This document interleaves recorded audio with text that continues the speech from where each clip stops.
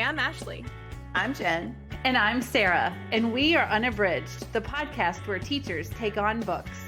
Join us each week for bookish episodes and check out our website, unabridgedpod.com, where you can find lots of new bookish content every week. Find us on Instagram, Facebook, and Twitter at unabridgedpod and message us there or see our website to get plugged into the Unabridged community. You want opinions about books? We've got them.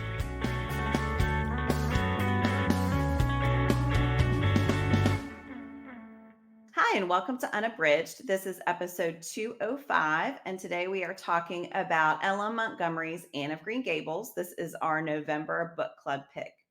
First, I want to remind you that we have a partnership with Libro FM that we are really excited about. Libro FM, if you're not familiar, is an audiobook service that supports local bookstores, and they have amazing picks that they promote every month. You can also be part of their ALC program, Advanced Listening Copy Program, and you can get a sneak peek at some books. But we have a deal with them that if you go to our website, unabridgedpod.com/partners, and click the link from there, you can get 2 audiobooks for the price of 1 and your first month's subscription, which is a great deal. So check out Libro FM if you haven't. And if you'd like to get a great deal, you can go to our website. Again, that's unabridgedpod.com/partners. All right, before we get started with our discussion of Anne of Green Gables, we're going to do our bookish check-in. Sarah, what are you reading? I am reading right now Andrea Bartz's We Were Never Here. I saw this on Instagram, and then I was one of Reese's book club picks, and I've actually read another of her books. So I picked that up, and I've just started it. But basically what it is about is 2 best friends who've been best friends a long time, but then they kind of go their separate way, like their separate ways in their careers, but they always meet every year for a trip that they go on. And what happens at the very beginning is they're in Chile with each other, and you get this sense that on the prior trip, or there is something that the 2 of them know, but that's not being discussed. And especially one of the main characters, her name's Emily, she's like thinking about something in her mind, but not like telling the reader, or like it's not fully coming to fruition. So that's where I am in the story. I know a little bit more about it from reading the jacket cover, but I'm not gonna say anything, because I just think that sometimes like thrillers or mysteries like this are better if you just unfurl them as you go. But so far the premise is really good, the writing's good, and it's really interesting. You can tell that Emily, the one friend, is the person that needs to like always be brought out of her shell. And then Kristen is the person who's like the life of the party and is up for anything and is risky and daring. But you know that there is something between them that has occurred, but I don't know yet what it is. So I'm enjoying it. And again, that is Andrea Bartz's We Were Never Here. Sounds very intriguing. Yeah, it's been a little while since I read a good thriller, so maybe I'll put that on my list. Ashley, what are you reading? So I have just barely started this one, but I've been excited to read it. And it's TJ Klune's Under the Whispering Door. This one just came out in September, so it's a recent release. And the main reason I was excited to read it is because I absolutely loved The House in the Cerulean Sea. It's one of my most favorite reads of the year and in 2020. And then just one that I've thoroughly enjoyed and thought a lot about after reading it. It was really impactful to me, and I loved the messaging in it about community and your sense of place and how being different can be a strength and things like that. So I really loved that and was eager to read more of Klune's work. I can't say much because right at the beginning, it's a little bit disorienting for the reader. So what I know, like Sarah was saying about the book jacket, what I know from having heard about this one is that it is about after death, and it has to do with dealing with the life that you have lived and accepting things as they are is kind of my impression. I've read things that talk about how Klune wrote this in part to work through what we as a community and as a global world are working through with all of the loss related to COVID-19 and the pandemic impact on everyone. And so I think it's a lot of exploration of death and grief and what those things look like.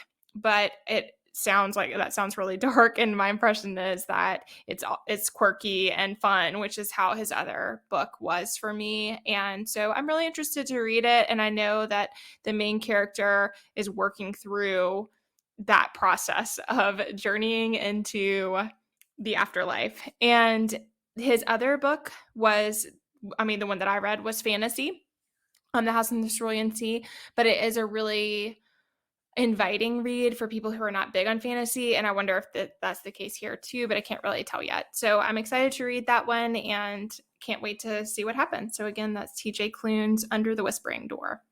I just finished that one. Oh. Get your tissues ready. Oh. Well, Yeah. I was hoping it wouldn't And be now super I'm sad, out. but I know. I was like, well, geez. Yeah, it was really, I enjoyed it a lot. But yeah, I'll be interested to see what you think.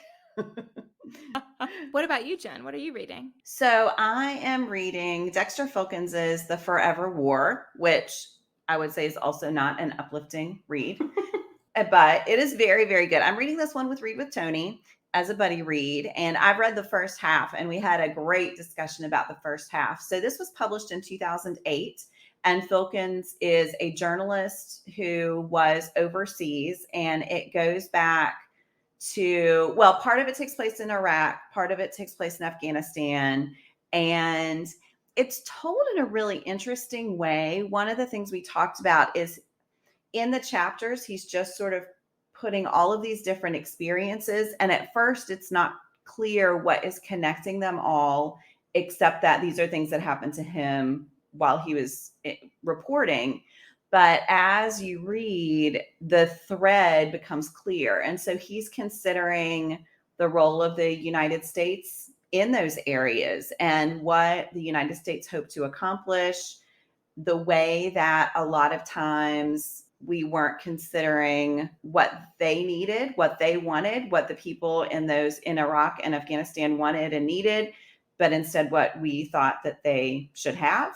And it's amazing to me, and I guess this is what journalists do, but it's amazing to me the level of trust that the citizens there give him and the truths that they tell him, when it is very apparent that they are masking what they truly think with a lot of, with the military who's over there. It is really affecting. There is a lot of focusing in on individual people and their stories. I wouldn't say there's an overall arc. There's no one person in Iraq or Afghanistan that we're following, but the accumulation of all of these individual experiences is really, really moving, really fascinating, at times enraging, at times very sad. And the writing is absolutely brilliant. So yeah, it's weird to say I'm enjoying a book like that, but I'm appreciating the book a lot. And I don't know if he has other books published or if he mainly writes long form journalism. He was writing for the New York Times at one point. I have not done research to see if he's still there or not. But yeah, so that is The Forever War, and it is amazing so far. Wow, Jen, that sounds really powerful and like something that I would be interested to learn more on the inside of. It sounds like really illuminating. Yeah.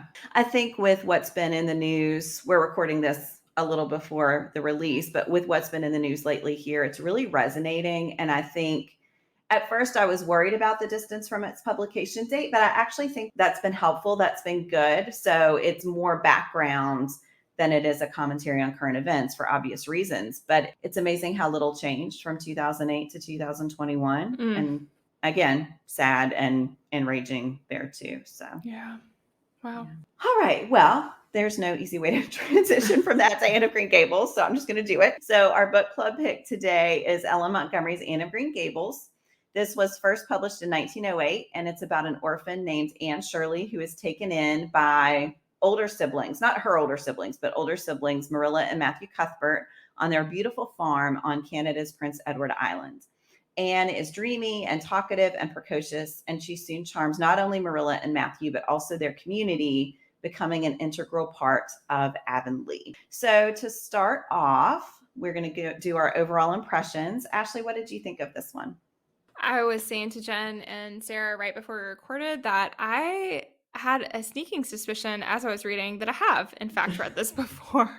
and and if I have not, I've at least seen the adaptation. I have this Mhm. like memory of some characters that I'm pretty sure I didn't create in my mind. So so it was interesting because a lot of it, like the raspberry cordial, that scene, when I was reading it, I was like, I have experienced this before. And I remember what is happening here. So it's almost a little deja vu. Like, yeah, I really enjoyed it. I have found that sometimes with classics that other people really cherish, when I'm experiencing them as an adult, I find that I don't have the emotional affectation that other people experience one way or the other. So like I do like it. I really enjoyed it. I had fun reading about Anne's and I listened. So I should say that I had fun listening about Anne's experiences and I loved seeing her grow up through time and all of that was really interesting. But I didn't feel deeply impacted by it either. I think that again, if I had been apparently I experienced it on some level as a child, but if I had experienced it as a teenager, I think I probably would have felt differently about it. And I should say that also, it's interesting how our childhood experiences color the way we feel about some things. And Mhm. so my grandmother, I'm not going to get into a whole lot of personal details here, but I will just basically say that my whole family had a complicated relationship with my grandma and on one of my parents' sides. And she deeply loved Anne of Green Gables. Ah. And so I think that that had some impact for me as a kid that then affected how I felt about it at the time. So again, I have these like Mhm. memories, but they're kind of colored by maybe some feelings that I wanted to like something different than what she liked or that it was like forced upon me in some way. Whereas like reading it now, I'm like, oh, I can see how you would share that with a child because it's comforting to see somebody who gets into a lot of trouble but has a good heart and good intentions, whereas like that was Mhm. not my impression before. So that's a lot of baggage I think that I brought to the book. There you go. I'm just gonna Poor work it out Anne has on a lot on her shoulders. That's right. just gonna work it all out on the podcast here. But no, I really enjoyed it. It was a great listening experience, especially. Yeah. Sarah, what did you think? So I'm kind of opposite of Ashley. I thought that I had read it. I've had a beautiful copy that was gifted to me by my grandma, whom she doesn't have a particular affinity toward Anna Green Gables, but she just has an affinity toward classics and beautiful things. So she got me this really beautiful copy of it, and it's been on my shelf. I mean, it's moved from my parents' home to apartments to my home now, and I just thought I had read it, and so I actually decided that I was going to, upon Jen's recommendation, fire up an Audible subscription just for 1 month so that I could listen to the Audible exclusive edition of Rachel McAdams reading it because I love her. I think she is amazing, a great actress. And I mean, her audio is fantastic, especially the way she reads Anne. Like I said, I thought I had read it, but as I got into the book, I'm like, oh, I think like Anne of Green Gables has always been in my periphery, but I didn't know the story, and I was just captured by the whole story, and I loved it. And I think a lot has to be given to Rachel McAdams in her interpretation of the dialogue and all that stuff. But I just loved it, and I think like this moment in my life, I'm at a time where I want to feel joy when I'm reading, and oftentimes just because of things that are happening in our world and stuff, we choose books that mirror that, and so that oftentimes that's kind of they're not typically joy invoking, and I just felt so much joy reading it, and I loved Anne's precociousness. I just thought it was such a beautiful story. I just found it like a breath of fresh air because it's been a minute since I've just been able to just like read and enjoy a like really sweet, tender story. And I mean, and even though there was some sadness, I still just like at the end, I just loved Anne, and I just really liked it. I found a kindred spirit, and I now like I get all these references and all of that stuff. So I just really loved it. It was a great experience for me. And it's like I think it's a case of right book, right time, right narrator, all of that. So I really enjoyed it. How about you, Yeah. Jen? I know you've read it before. Yeah, I've read this one a lot. This is like an old friend for me. So I first read this, I think, in elementary school. And I was obsessed with Ellen Montgomery. My best friend Jody and I read all of her books. So if you love Anne, there are more books in her series. And then there's another series about this girl named Emily, and it's equally wonderful. But yeah, it's that stepping back into a story that you know well. And it felt like being hugged. I just love Matthew and Marilla so much. I love watching Anne become friends and find Diana and the whole thing with Gilbert. And yeah, I think what struck me is just how generous Ellen Montgomery is with Anne's spirit. And I think she just really gets her and so helps us see how earnest she is in wanting to be better and in wanting to have a home and find this beautiful place, and also how invested she is in finding wonder in everything. I think it's really beautiful that she just has this spirit of adventure, and if the wonder isn't there, she's going to find it or create it if she has to.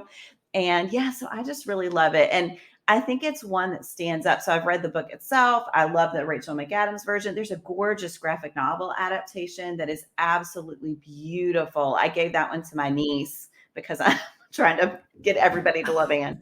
And yeah, so I think for this one, Ashley and I had kind of the opposite experience. For me, this one is all positive memories. And yeah, so I started that first page. It made me happy from page one. Well, and also like I said, since I had thought I had read it and then I didn't, it was like this surprising, awesome story for me. I was really surprised at Ellen Montgomery and how, like, it was written in 1908 and how she had this instilled feminism and like some of the things that she was portraying. And like something when Marilla said, I want you to be able to take care of yourself and not need a man to and do that, and like that Anne wanted to go to college and like Marilla and Matthew were totally behind her. I loved all of that so much. And I just thought, wow, when we were talking about the classics some episodes ago, and when we talked about Jane Austen and how like she was kind of revolutionary for her time and how she was writing women and writing some of the storylines were kind of scandalous for the time. And I thought, like, when I was reading this, especially since it's more geared toward younger people and that Ellen Montgomery is putting that message in there for girls, I love that so much. It really struck me as I was reading. Yeah. All right. Well, we are going to move on now to what worked for us. And Sarah, you are up first. What works for you?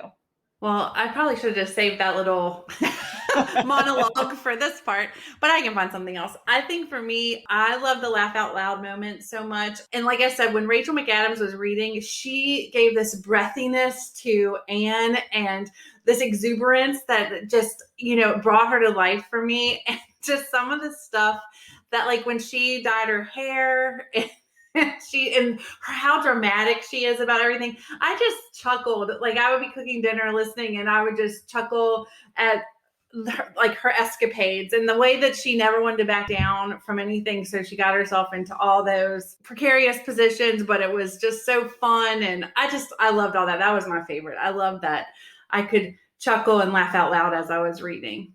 Yeah, Ashley, what's one thing that worked for you? Yeah, there were a lot of things that related to Anne's character that I really loved, but I think that something that really worked for me is Anne's relationship with Marilla and Matthew. And I mean, I absolutely loved her with Matthew, and I just thought that was so sweet. And his bashfulness and his desire to please her and to look out for her, I just found that incredibly endearing. But then I also loved it with Marilla, and I felt like I understood the tension that she felt between this adoration that she had for Anne and this desire to make sure that she was doing the right thing to bring her up properly, and the pressure that she felt for that. And so I thought all of that just really worked for me, because I think that, and again, was something maybe that struck me differently than the somewhat hazy memories I have of this as a child, that like I remember those characters from when I was a kid, but I did not understand and appreciate them in the way that I do now. And I think that part of what I find so beautiful now is the thought of that connection to the older generation for a young person, and how unbelievably beautiful that is. And I mean, certainly all that we see in the end for that, both with Matthew and also with Marilla, and how happy Anne is to be able to care for her in her old age. I just thought all of that was just so beautifully done and so sweet and believable, and that it paints a picture of community that I think is so rich and just shows how we can really enrich each other's lives in such a meaningful way, and how she does that for them at a time that I'm sure that they did not expect something like that to enrich their lives. And so I just thought that was so beautiful. So yeah, that was one of my favorite parts. Yeah, I love that. I love that they take in an orphan expecting it to be this one-way relationship that the orphan would gain from them. And then, of course, they find themselves changed. And I just think their recognition of that is so lovely. And yeah, really, really sweet. One of my favorite parts of the book was when Matthew went and was trying to buy the dress for Anne. Yes. And it was just so sweet and precious. And the fact that he finally he bought all that stuff but never got the dress, but that he knew that how important those puff sleeves were to her. And even after when he gave her the dress, and then Marilla recognize, even though she thought it was like too frivolous, but that in her mind she's thinking about how pretty that Anne's gonna look, and she's still feeling this tender feeling. I loved all of that so much, in that relationship between Marilla and Matthew, and Anne was just so sweet. And that scene, I loved the 80s adaptation of this book. And that scene, the man, I don't know the actor's name, I should look it up, but the man who plays Matthew just captures his spirit so well, and just that painful shyness and yet that resolve and what it takes for him to put himself out there and to do these things. I love that adaptation. The casting is amazing. Oh my goodness. And I It's love a how favorite. Anne knows like both of them, but she is equally exuberant with both of them and tells them both everything. And I just picked, like, when I was reading and the way that the lines were delivered, I was just picturing this exuberant girl and this like very meek and shy older man, and him just like being so. But they were just both so caught up in her. It was just so beautiful. I just loved it. And I'm so happy that I hadn't read it and I got to experience it as an adult, because I do think I appreciated all of those things a little more. I would kind of chuckle on the page when it was a full page with no paragraph breaks. I would know that Anne was in one of her just raptures. Monologue. I'd be like, okay, yeah. And then Marilla would always say something really dry at the end. Marilla. Yeah, so sorry, I jumped in there, but what works for me, I mean, so much, but I think so. One thing that starts early is this contrast between Anne and Rachel Lynde, who I think is also a fantastic character. And they have this knockdown drag out at the beginning, but I think it's this contrast between someone who is very judgmental, which emphasizes even more Anne's openness. And I think Anne is so open to so many kinds of people. And she is just, not that there are people she doesn't like, but I think she is so open to finding the good in people. You see that with Diana's great aunt, and you see that she's just always putting herself out there and trying to draw people in, everyone but Gilbert, of course. But I really love that about her, and that she is just finding kindred spirits everywhere, I think is a beautiful thing about her as a child. And then as she grows older, you see that spirit doesn't go away, just like her talkativeness doesn't completely go away, but it's all tempered a little bit with adulthood. I think she does a great job of showing her grow up. So yeah, I really love just that openness to finding people, finding connections, even with people who may not on the surface seem like they would be natural kindred spirits. I also love just her naming of everything. Oh my gosh. Yeah, I felt like we saw that even when she goes to Queens, and she's always trying to continue to make relationships work that we can see are just kind of a lost cause, but it's so endearing about her that she is willing to do that, and that she finds a way to see the positive in those, even when they're less than perfect. Yeah. And I loved all the Gilbert stuff too. I didn't, like I said, I mean, I just have these like memories of this, but I didn't remember the unnaming, and that like she would never say his name and stuff. And so like all of that was just like so lovely. And I also thought it was hilarious, but resonating when she dug her heels in at the bridge, and she immediately realizes she's made a Uh-huh. mistake, but it takes her years to admit that. I think like that happens. And it's just so interesting to see him from her perspective and her uncertainty about how to move forward. And then the end with that is really, I think the ending of this book is very satisfying, Yeah. and that part as well was just so satisfying, that even though they had been, he'd been her enemy basically that whole Right. time, but they had been moving in their lives in this parallel direction, and that he was always looking out for her, even though she treated him that way. I thought was just really great. And how we push each other, that like, even when you are competitive with someone, that a lot of times that is something that brings about fulfillment. I mean, I thought all of that was just really great. And I love that 360 moment when Marilla tells about her relationship with his Yes. dad, and that Yes. she had this kind of budding relationship, and then she dug her heels in like Anne. And I think like that shows a lot about Anne's character too, that she kind of took that as a cautionary tale and was able to mend that relationship by the end. So I love that.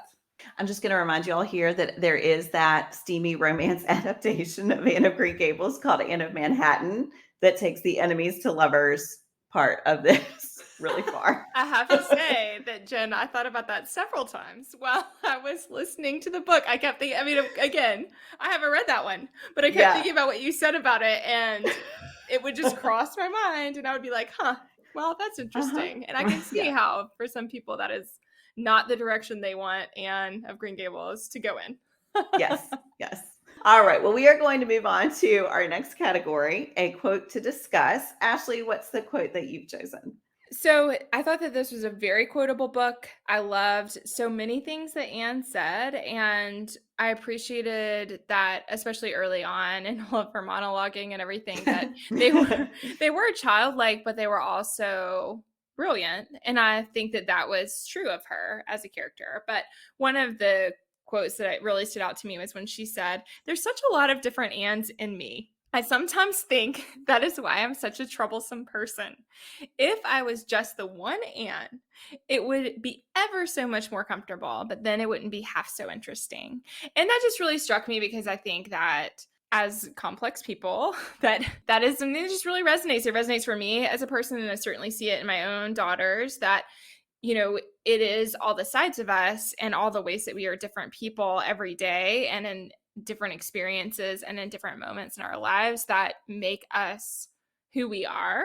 But then sometimes I know for myself, I do just want to be just the one person instead of all of these different layers, and how much simpler things would be if I could do that and be that person all the time, every day. And yet I think exactly what she says, that of course it might be more comfortable, but it would not be nearly as interesting. And I just think that's really lovely. I think it's great for her character, but I also think it's a really beautiful thing to think about in our lives, that the things we find frustrating in ourselves, it's easier to tolerate those things that we find so frustrating about ourselves when we remember that they are part of what make us this whole person, and that without them we wouldn't be that person. And I think we really see that there, and we see it in so many of her life situations that that she finds Yes. herself in, that it's because of her exuberance, and it's because of her imagination, it's because of all these really great things, that she also has these like unfortunate events unfold, that I think it's great. So yeah, that was a Mhm. favorite for me. I love that one too. It's She's so so good. sweet. Her self-awareness through the book is remarkable but not unbelievable, which I think is really really the hallmark of a great writer. And I mean, I think you can tell I like have fallen in love with this book. And I'm like, I kind of just want to read all of the Anne of Green Gables Uh-huh. books Oh, now. you should. You should. They're so good. They Oh are my like a goodness. cozy blanket or a warm hug or something. I just found it very enjoyable reading. Yes, Sarah, what's your quotation? So, like Ashley said, I thought this book was so quotable. I mean, I think like with Anne and the way that she's able to look at things and find these positive aspects, even in like terrible situations. And I marked a lot of quotes, and so what I chose is one from toward the beginning. It's when Matthew has gone to the train station and and found that he has the wrong child, the wrong sex, and all that stuff. And they're driving home, and this Anne says, I've made up my mind to enjoy this drive. It's been my experience that you can nearly always enjoy things if you make up your mind firmly that you will. Of course, you must make it up firmly. And I'm not going to think about going back to the asylum while we're having our drive. I'm just going to think about the drive. And I think like that just resonated with me so much, is because I feel like I am terrible at doing this. Like I let one thing like color and ruin something that could, so other things that could be joyful. I can't stop dwelling on that. And so when I read that about Anne, and well, I read this quote from Anne in the beginning, I just was like, I just love you, Anne, because I wish I could look at the world that way. And she's coming from this horrible circumstance, and she's been passed around, and she is at this asylum where she doesn't have anybody to care for her individually and all of that. And she is just looking at this drive and like appreciating the beautiful things she sees. And I just thought that just really impacted me a lot. So that's why I chose that. I love that one so much. And yeah, she just has that resolution through the book that if you can, you have to look at the positive side. And she almost always can. She can work through it. Yeah. Jen, what is your quote? I had such a hard time picking just one. So, all right. So this one is toward the end of the book. And she says, she's talking to Marilla about becoming sensible. And she says, I've learned a new and valuable lesson today. Ever since I came to Green Gables, I've been making mistakes, and each mistake has helped to cure me of some great shortcoming. The affair of the amethyst brooch cured me of meddling with things that didn't belong to me. The haunted wood mistake cured me of letting my imagination run away with me. The liniment cake mistake cured me of carelessness in cooking.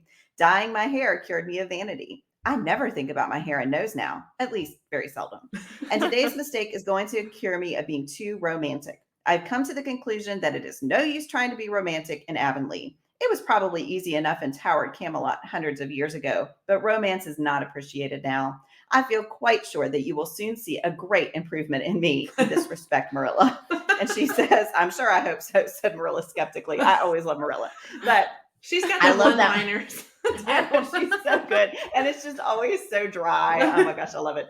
But I love that for multiple reasons. First of all, I love it because she is deluding herself a little bit here. She never gets rid of the dedication to romance. But I also think no one then talked about growth mindset, but that's what it is. It is this, she is so open to making mistakes and learning from them and sincere in her attempts to do that. And I just think the way that she looks back over her life and is like, well, I did all these things wrong, but I learned lessons from them, and now I'm just going to keep getting better. I just think it's so wonderful and such a great outlook. And I think Marilla and Matthew go a long way towards supporting her in that. But I think it's also innate. And I think she just tries, again, like you both said, she tries to look at things from the best side she can. She's so resilient in what she's come through. And so, yeah, that's the one I ultimately chose. Though, of course, there are many, many more. I have book darts all through my little worn out edition of this book because I just love it so much. Yeah.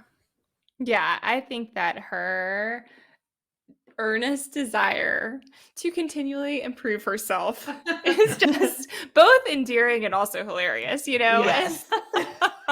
And I just really appreciate that part. Yeah. And then all of her monologuing, I think it's really cute in the book, but I have shared before, and Jen and Sarah know very well because they know my child, that it is sometimes painful in real life when the monologues go on for pages and you're trying so hard to get in that one line somewhere in there. That all resonates for me, but it also, I think my child does this too, and I just really appreciate that.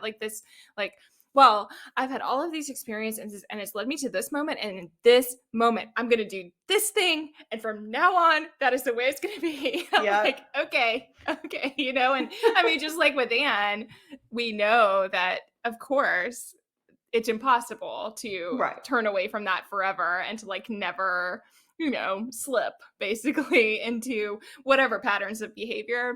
But it is that earnestness that I think we really see there that's really sweet. Yeah, I will say, Ashley, I did think of your daughter more than once while reading this book. Yeah, again, I feel like I'm trying not to overshare my personal life here, but I mean, I adore my daughter, of course, but it is funny because when it is your daily life to have a very precocious child, sometimes it is trying to keep yourself together when you're like, I just need a one-word answer. I don't think since my child could speak that I have ever received a one-word answer for anything at all time.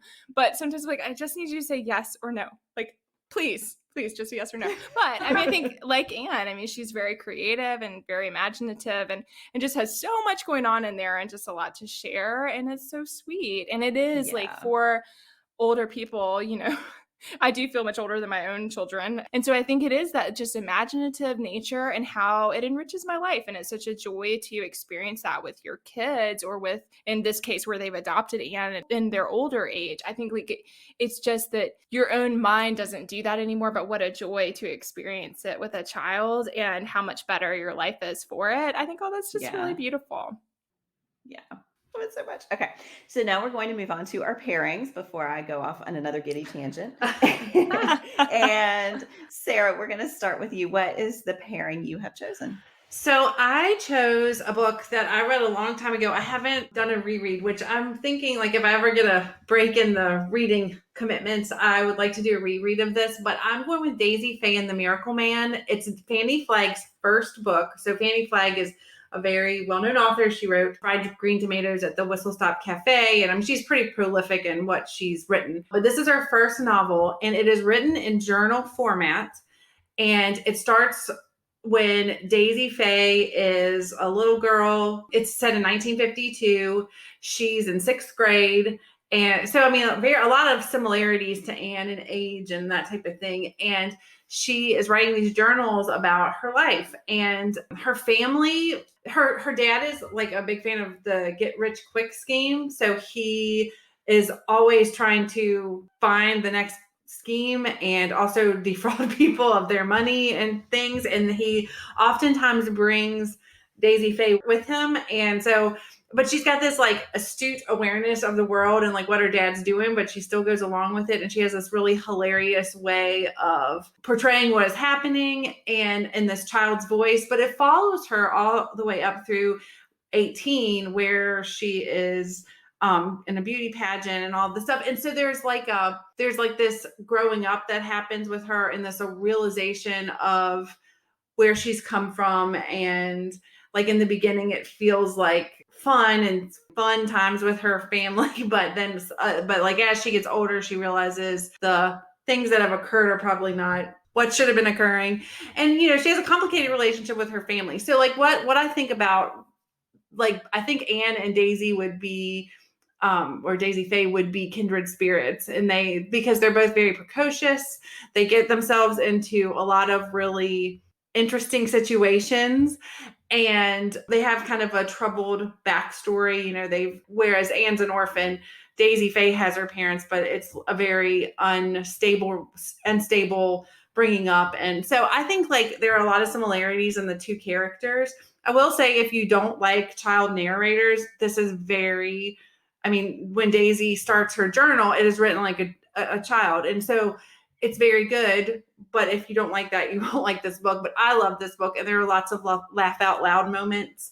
It's not quite as sweet and tender as Anne of Green Gables, but I think it would make a good pairing. So that is Fannie Flagg's Daisy Faye and the Miracle Man. I've never read that one. That sounds great. I've read Fried Green Tomatoes at the Whistle Stop Cafe and maybe one more, but yeah, that sounds excellent. Yeah, I really liked it. And again, like sometimes I hesitate to recommend books that I've read like years ago, but that book has stuck with me and I've read it several times. But again, sometimes when we read books like that we loved years ago, but through a different lens. So I do want to have that caveat there as well. But I do think like in Daisy and Anne, it's, I mean, similar to Anne of Green Gables, it was written in 1908. So like when you read it through the lens of 2021, some things might not hold up as well. But I do think that they are similar in character and spirit. So I wanted to recommend that one. Sounds like a great pairing. Ashley, how about you? The one I want to share, I'll say in a minute, but I hadn't thought about Roald Dahl's Matilda, but I feel like that would be a great pairing for this too. Yes. So I'm not going to do that one as my pairing, in part because I haven't read it in a very long time, since I was a child, but also because want to stay the course here. But I just, when you were saying that, Sarah, it just about like the family being, kind of scandalous in what they were doing, and like her being somewhat involved because she can't help it. I mean, I still remember things about like Matilda's dad, and he put the sawdust in the cars to like sell the cars to people, so it was like that like same kind of thing of like a child who is beyond their years and very aware. Anyway. Yes, that's a great When idea. you were saying it, I was like, oh my gosh, I hadn't thought about that book in a long time, but I really loved it when I was a kid, and I think it would be a good fit. But the one I wanted to share is Alan Bradley's The Sweetness at the Bottom of the Pie. Oh, that is such a good idea. When I saw that listed, I was like, that is a great one. So I read this one because of Jen and Sarah and the things that they said about cozy mysteries. I've shared before on here that I have been looking for some to enjoy, and that has been great. I have definitely read some of those in the last couple of years for the first time, really. And this is one of the ones that I read recently and just absolutely loved. But I'm choosing it because Flavia DeLuce, who is the main character there, is definitely a kindred spirit of Anne. And she just, even though it's a very different, it's a cozy mystery. So you're getting much more the angle of like, she's solving things and she's trying to figure them out. But her precociousness, her imagination, her monologuing. Her determination to find her own way, even though it's different from everyone else, like all of that, I just think is so reminiscent of Anne. So I think that although the genres are different and the time period for the writing is different, there are a lot of similarities as far as the setting of the book is not so far removed from Anne. So it is a later time period, but it still feels, I think it's right after World War II-ish is right around when this is set. So, but you do have that feeling of like it having happened in the past. But I think that there's just so many things that reminded me so much of the character. And we've done episodes before where we've talked about characters who would be friends with each other, and I definitely think that is true here, that they would be friends, they would get into all sorts of trouble. So I'm going to stick with that one. So that is Alan Bradley's The Sweetness at the Bottom of the Pie, and that's the first in the Flavia DeLuce series. And it doesn't travel through time like Anne of Green Gables does, but there is a continuation of the series, so you can still get that momentum through time with a character. So I love that also pairing. so good on audio too. Jane Entwistle is such a great narrator for that series. Yeah, I want to continue with that series too. I love the first one, and I would like to continue with that. It's really good. Same. I think some of the things we were describing about just like feeling comforted by the story and enjoying that experience of being part of the journey, I think you really get that there too. Jen, what's your pairing?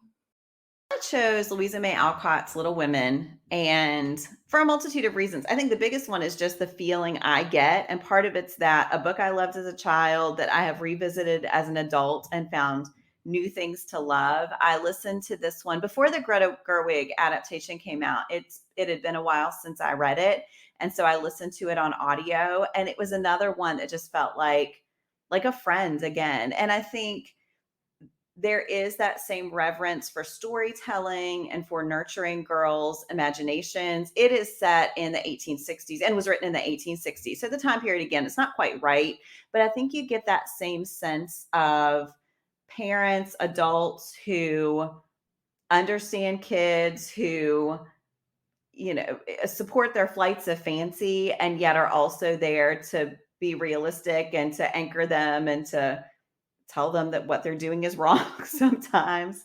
I thought about Joe first, but I don't think it's a one-to-one match. I think it's more just the spirit of the girls and seeing them put on their shows and act things out and just love each other and be open to the world that I think connects those two for me. So that is Louisa May Alcott's Little Women. I highly recommend it in print and on audio.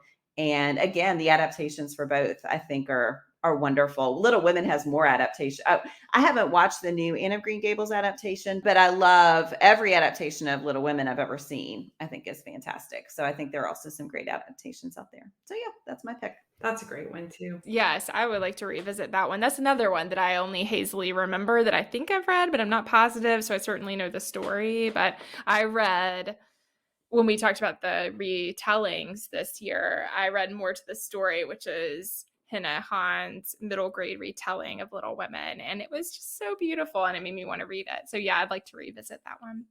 Yeah. All right. Well, we are going to move on now to our bookish hearts. Sarah, how many bookish hearts do you give 5 this one? bookish hearts. I love Ashley, this. how about you? Oh. Ashley, how about you? I feel some pressure here, but I'm going to stick with 4 bookish hearts for me. What about you, Jen? And if I could give it more than 5, I would. But yes, I will stick with 5. I feel like Anne of Green Gables is right up Jen and mine's alley. Like, I think that it is not surprising that we are like gushing about it. Yeah. Reading it now, I can see how it was off-putting to me as a child, but it is the kind of story that I really enjoy now. But it's definitely the kind of thing that, again, I remembered it quite differently than the way that it is. Like, I remembered her being perfect, kind of, but it was that like feeling of, this is what I'm supposed to like. This is, and I never did well with that. It will surprise no one who knows me well that I feel like I've come a long way. I like Anne. There are a lot of Ashleys in me, but some of them are now more agreeable to that. But, I think there was that feeling before, but now it's just such a joy. It's such a joy as a parent. It's such a joy as someone who gets to experience life with young people, that to read about her journey. So, all right, we are going to close out today with our Give Me One. And today's topic is from Jody. And this is one favorite piece of jewelry. So Ashley, what would you say? So I think that's a hard question, because jewelry is like something that is really special. And I have several pieces that I absolutely love. Yeah. And actually, I'm going to change from the one I have there. So I listed one on the sheet, but now I'm like, nope, there's another one I like even better. One that I absolutely love, speaking of my precocious oldest child, is that a few years ago, when she was quite young, she was probably 3 or 4, my husband had her do a drawing of our family and made it into a necklace. And so it's all 4 of us, and it's just really sweet, and it's kind of funny looking, but it's also really, really beautiful. And I have both the framed picture that she drew and also the necklace version, where the artist on Etsy had cut out the people in the drawing, and it's just really special, and I absolutely love it. So that's probably my favorite piece. I love that one too. Yeah. Sarah, how about you? So like Ashley said, I have a lot of jewelry. My jewelry tends to mean something. Like when I wear it, it's like, oh, so someone gave me this, or, oh, I remember this time. So, and I mean, of course I love I feel like I love my engagement ring and my wedding band, but yeah. I'm going to pick during the pandemic, I didn't get to see my sister or my friend Noelle, who is also like a sister to me, for a long time. And, like in person. And so I got them these bracelets, and we all 3 have them, and we wear them all the time.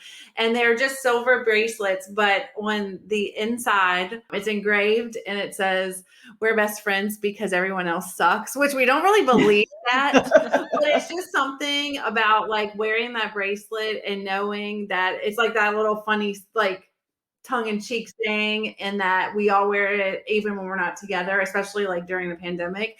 And so it makes me smile every time I see it. So I just really like that piece. I like it because it goes with everything. And then I just like that it has that little like funny joke on the inside of it, like between the 3 of us. And so it means something to me. So that's sweet. That's great. Jen, how about you? Yeah, so mine is definitely sentimental as well. I'm going to talk about some earrings that I don't know that I've ever worn them, but my dad, he was like one of those people who seems really tough, but he had this super sentimental streak. And when I was in high school, he gave me these diamond earrings. They were, you could barely see the diamonds, like they're chips. But he said he wanted to be the first person to give me diamonds. And so he gave those to me. So yeah, those mean a lot. So. Good question, Jody. I like this one. Yes. Jody's on fire with the Give Me One topic. I know she is. All right. Well, we want to thank you all for listening. We would love to know your thoughts about Anne of Green Gables. And don't forget that if you are interested in Libro FM, you can go to our website, unabridgedpod.com/partners, and get a great deal there for an audiobook. Thanks again for listening. Do you have comments or opinions about what you heard today? We'd love to hear them. You can find us on Instagram, Facebook, and Twitter at unabridgedpod or on the web at unabridgedpod.com for ways to support us. To get more involved, you can sign up for our newsletter, join a buddy read, or become an ambassador. Thanks for listening to Unabridged.